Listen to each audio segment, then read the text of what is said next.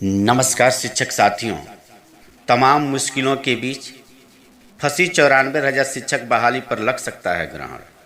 अब अभ्यर्थी को करना होगा लंबे समय तक इंतजार।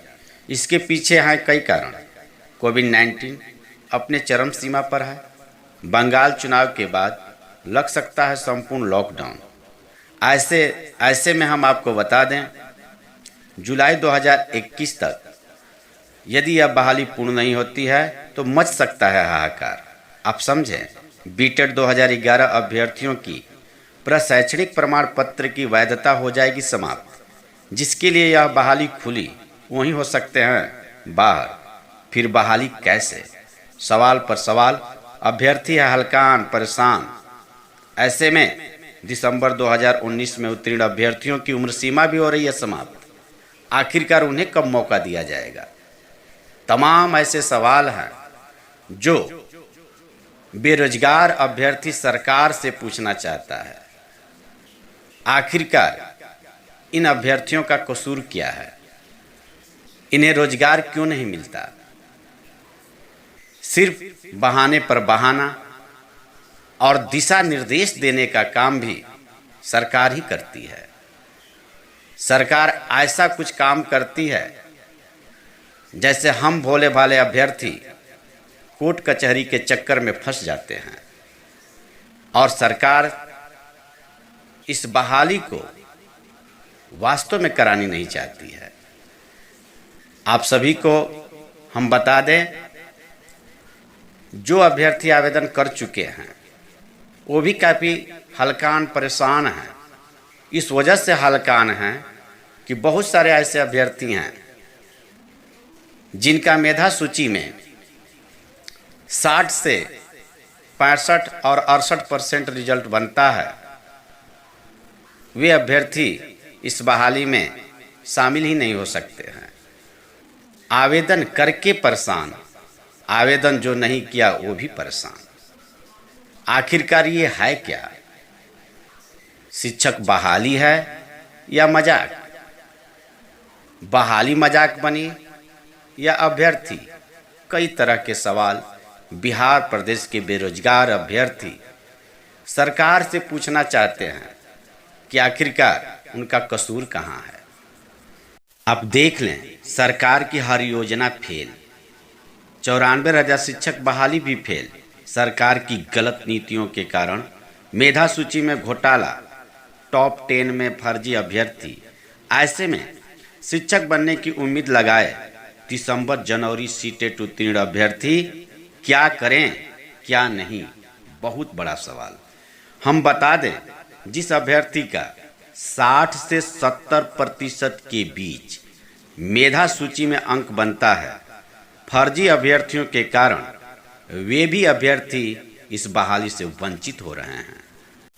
अभी हाल फिलहाल में विभाग के द्वारा यह ऑनलाइन आवेदन की बात कही गई है, लेकिन छठे चरण के नियोजन में ऑनलाइन आवेदन की बात नहीं कही गई है।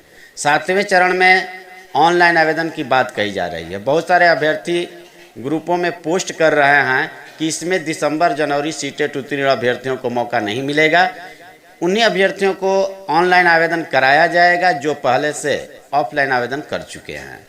आइए इस मामले पर हम एक ऐसे अभ्यर्थी से आपको रूबरू कराते हैं जो 2019 से इस बहाली पर पैनी नज़र रखे हैं। काफ़ी इस बहाली से संबंधित वह जानकारी भी रखते हैं।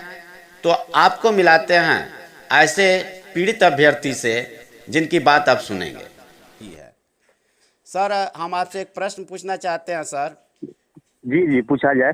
सर, ये हम जानना चाह रहे हैं कि बहाली जो चल रही है और उसके बीच में क्राइटेरिया में परिवर्तन करना सर कहाँ तक सही होगा?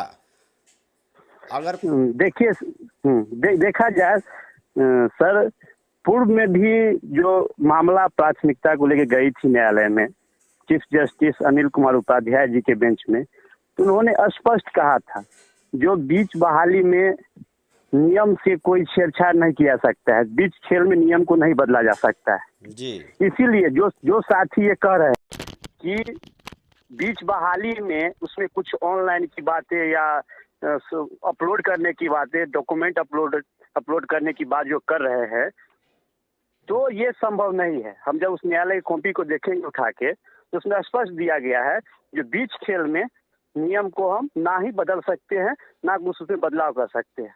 तो ये संभव नहीं है जो स्वार्थ हित में कह रहे हैं, जो बीच बहाली में रद्द न करते हुए इसमें जो है सो कुछ सुधार किया जा सकता है, ये असंभव है। और जब ये मामला फिर कोर्ट में अगर जाता है तो फिर बहाली डिले करने की सरकार की सोची समझी साजिश हो सकती है। जी बिल्कुल सही सर। हमारे कहने का मतलब यह है सर कि जब आप किसी भी प्रक्रिया में चेंज करते हैं तो कोई खास जो है आपके पास सबूत नहीं है, नियम नहीं है, और जब चेंज भी करते हैं तो तमाम जो है बिहार प्रदेश के अभ्यर्थियों को इस बहाली में मौका मिलना चाहिए। इस पर सर आप क्या कहना चाहेंगे? देखिए, जब भी इस प्रक्रिया में चेंजिंग होगी, जो प्रधान सचिव बार बार कर रहे हैं, जो ट्रांसपेरेंसी की बात कर रहे हैं, तो जब 1.25 लाख शिक्षकों की बहाली की बात है, छठे चरण की बात है, तो अभी पेपर में जो आ रही है, न्यूज में जो आ रही है, वो क्लियर नहीं आ रही है छठे चरण में क्या होगा, समझे। तो इसमें बहुत बड़ा पेचीदा मामला है जो छठे चरण को कैसे डील किया जाएगा। तो इसमें यही होगा जो बहाली को ऑनलाइन माध्यम में 1.25 लाख शिक्षकों को, ऐसा नहीं जो सरकार वेतन नहीं देगी, उसको भी वेतन देना है। और इतने बड़े स्तर की बहाली को सरकार कभी भी ये फर्जी व्यवस्था के माध्यम से बहाली नहीं करने जा रही है। वो डिले होगी, जब भी होगी, नोटिफिकेशन रद्द होगी, तो कुछ भी नया इम्प्लीमेंट सरकार इस नियमावली में नहीं कर सकती है बीच बहाली में। जी जी, बहुत बहुत धन्यवाद सर। ज़्यादा हम प्रश्न आपसे नहीं करना चाहते हैं। बहुत बहुत धन्यवाद सर। वीडियो अच्छी लगे तो आप लाइक, सब्सक्राइब और शेयर करना ना भूलें, क्योंकि आपका एक लाइक और सब्सक्राइब हमारे मनोबल को बढ़ाता है। बहुत बहुत धन्यवाद साथियों।